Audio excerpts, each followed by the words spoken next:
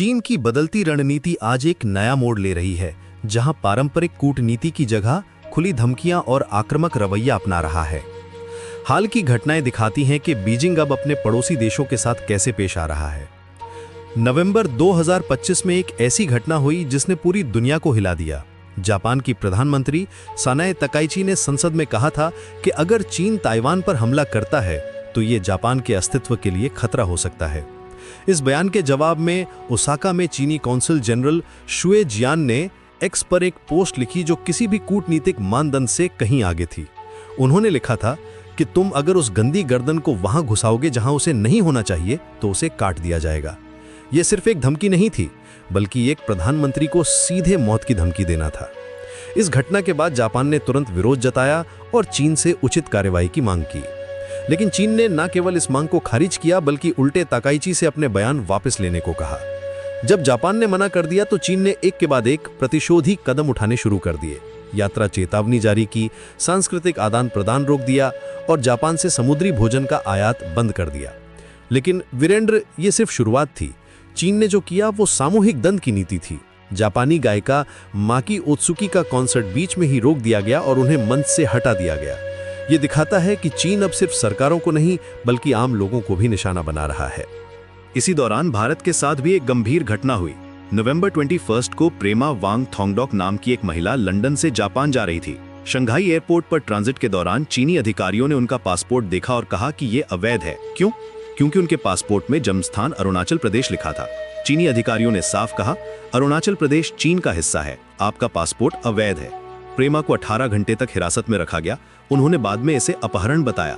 चीनी अधिकारियों ने उनसे कहा कि वो चीनी पासपोर्ट के लिए आवेदन करें।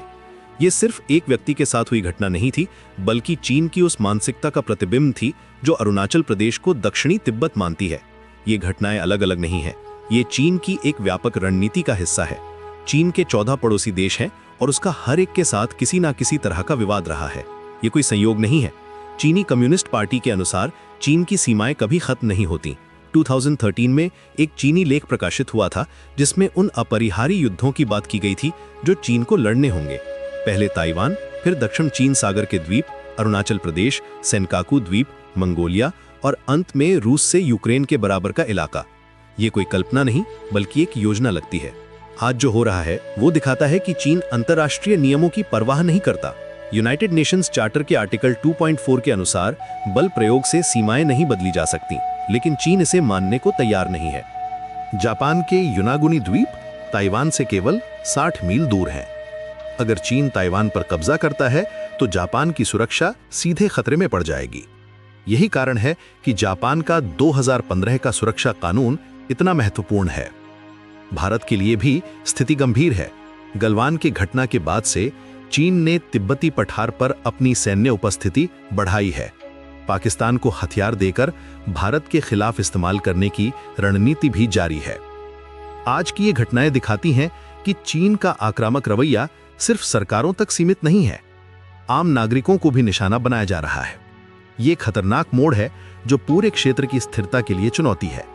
चीन की ये नई रणनीति दिखाती है कि वो पारंपरिक कूटनीति छोड़कर धमकी और दबाव की नीति अपना रहा है।